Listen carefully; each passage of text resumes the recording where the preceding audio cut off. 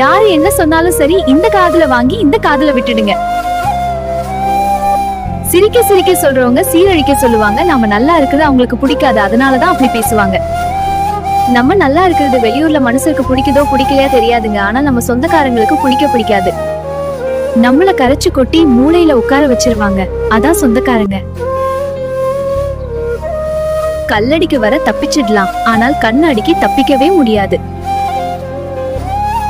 நம்ம நல்லா இருக்கும்போது எல்லாரும் நம்மள தேடுவாங்க. ஆனா நம்ம கெட்டு போயிட்டோம்டா,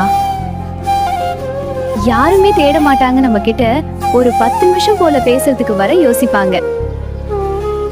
யாருமே தேட மாட்டாங்க. நம்ம கிட்ட 10 நிமிஷம் போன் பேச வர யோசிப்பாங்க.